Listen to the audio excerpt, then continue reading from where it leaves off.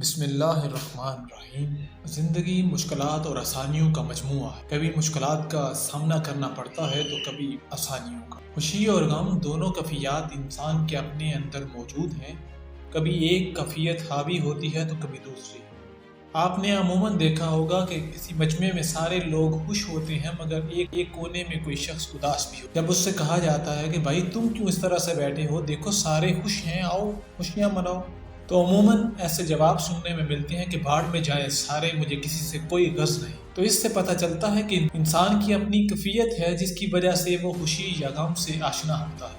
ہم میں سے ہر کوئی اس بات پر زور تو دیتا ہے کہ زندگی خوشگوار انداز میں گزارنی چاہیے، لیکن ہم اپنی چھوٹی چھوٹی غلطیوں کی وجہ سے خود کو پریشان کرتے ہیں یا پھر دوسروں کو مشکل میں ڈالتے ہیں۔ ہمارے پاس جو کچھ موجود ہوتا ہے اس سے فائدہ اٹھانے کی بجائے ان چیزوں کے حصول کی دوڑ میں لگ کر پریشان ہو جاتے ہیں جو ہمارے پاس نہیں۔ واصف علی واصف رحمۃ اللہ علیہ فرماتے ہیں، پریشانی حالات سے نہیں خیالات سے پیدا ہو۔ زندگی میں آسانیوں سے خوش رہنا تو سبھی جانتے ہیں، مگر اصل ہنر یہ ہے کہ مشکلات میں بھی خوش رہنے کا طریقہ ڈھونڈ لیا جائے۔ چلیے دیکھتے ہیں کہ مشکلات کے اندر خوش کس طرح سے رہا جا سکتا ہے۔ سب سے پہلے ان نعمتوں کی ایک فہرست بنائیں جو آپ کو اللہ تبارک و تعالیٰ نے عطا فرمائی۔ اگر ہم اپنے رب کی نعمتوں کو شمار کرنا چاہیں تو ان کو اعداد و شمار میں نہیں لا سکتے اور نہ ہی ان کا معاوضہ ادا کیا جا سکتا ہے۔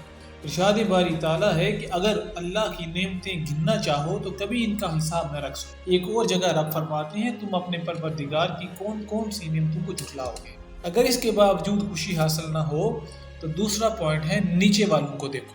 حضرت علی کرم اللہ وجہ الکریم فرماتے ہیں، اگر زندگی کو ہمیشہ خوشیوں کے ساتھ گزارنا چاہتے ہو تو غم زدہ لوگوں کے غم سنا کرو، کبھی دکھی نہیں رہو گے۔ تیسری چیز استغفار کرنے سے بھی انسان کو خوشی محسوس ہوتی ہے۔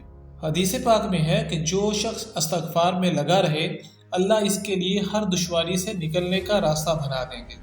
چوتھی چیز جس سے خوشی حاصل کی جا سکتی ہے وہ شکر ادا کر۔ اللہ تبارک و تعالیٰ فرماتے ہیں کہ بے شک اگر تم شکر کرو گے تو میں ضرور تمہیں زیادہ دوں گا، اور اگر ناشکری کرو گے تو بلا شبہ میرا عذاب یقیناً بہت سخت ہے۔ خوش رہنے کے راستے میں ایک رکاوٹ حسد بھی ہے۔ اپنے آپ کو حسد سے بچاؤ، اس لیے کہ حسد نیکیوں کو اس طرح سے کھا جاتا ہے جس طرح آگ خوش لکڑیوں کو۔ حاسد ہر وقت کوڑتا رہتا ہے۔ دنیا میں سب سے پہلا قتل اس حسد کی وجہ سے ہوا، اور اطمینان قلب کی سب سے بڑی دعا ذکر الہ۔ خبردار سن لو، اللہ کے ذکر ہی سے دل سکون اور اطمینان پاتے ہیں۔ دراصل سکون انسان کے اندر ہوتا ہے۔ جو شخص اندر سے خوش ہوتا ہے وہ اپنے باہر کے لیے بھی سکون اور مسرت کا سامان پیدا کر لیتا ہے۔ خود غرضی اور مفاد پرستی، صرف خود کی فکر کرنے والا آخر میں صرف خود ہی رہ جاتا ہے۔ لہذا خود غرضی کو چھوڑیے اور ایک دوسرے کے ساتھ مل کر چلنے کی کوشش جینا سیکھیے۔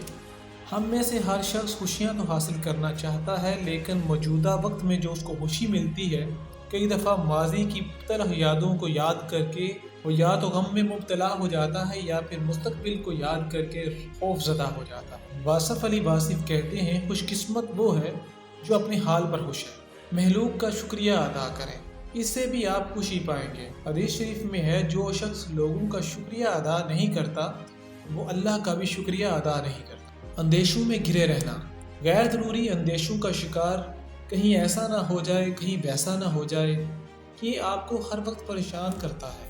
اس سے بچیں، آپ محنت کریں، کوشش کریں اور پھر نتیجہ اللہ کے سپرد کر دیں۔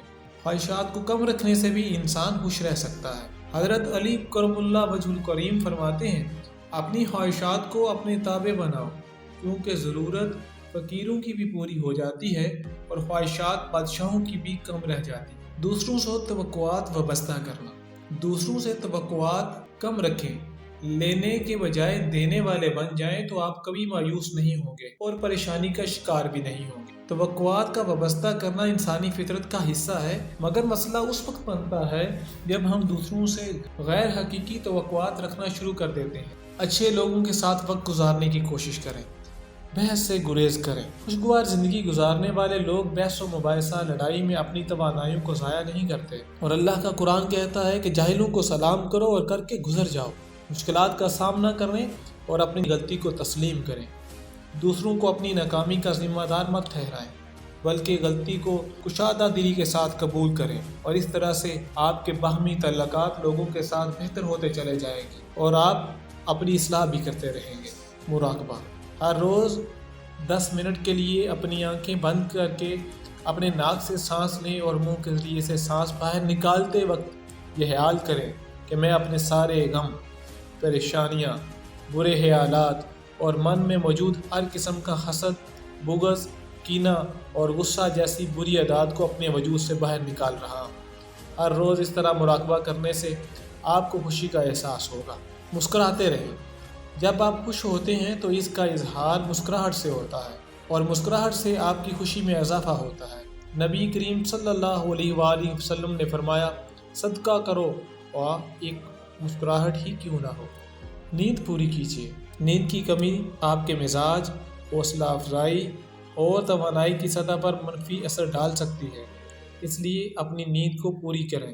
نیند کا معیار بہتر بنانے سے نہ صرف خوشی کے احساس میں اضافہ ہوتا ہے بلکہ آپ کی مجموعی صحت میں بھی بہتری آنا شروع ہو جاتی ہے۔ ورزش ذہنی تناؤ اور پریشانی کو دور کرتی ہے، پٹھوں کو مضبوط کرتی ہے اور برداشت کو بڑھاتی ہے، اور ایک طبی تحقیق کے مطابق جسمانی سرگرمیاں ڈپریشن کو دور کرنے میں مدد فراہم کرتی ہیں، اور نماز سب سے بڑی ورزش ہے۔ ایسے لوگ جو ڈپریشن کا شکار ہوں اور اگر اینٹی ڈپریشن ادویات کے ساتھ ساتھ نماز کو معمول بنا لیں، اس بیماری کی علامت میں تیزی کے ساتھ کمی آنا شروع ہو جائے گی۔ دعا: اس بات میں کوئی شک نہیں کہ سجدہ کی حالت میں انسان اللہ کے سب سے زیادہ قریب ہوتا ہے، اور اس حالت میں دعا کی قبولیت کی زیادہ امید ہے۔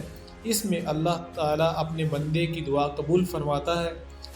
رسول اللہ صلی اللہ علیہ وآلہ وسلم نے فرمایا کہ بندہ اپنے رب کے سب سے زیادہ قریب سجدہ کی حالت میں ہوتا ہے، لہٰذا تم سجدے میں خوب دعا کیا کرو۔ اور ایک دوسری جگہ پہ آپ نے فرمایا، بے شک تمہارا رب باحیا اور صحیح ہے، وہ اپنے بندے کی اپنی بارگاہ میں اٹھے ہوئے ہاتھوں کو خالی لٹانے میں حیا کرتا ہے۔ اللہ سے دعا ہے کہ اللہ آپ کو خوش رکھے۔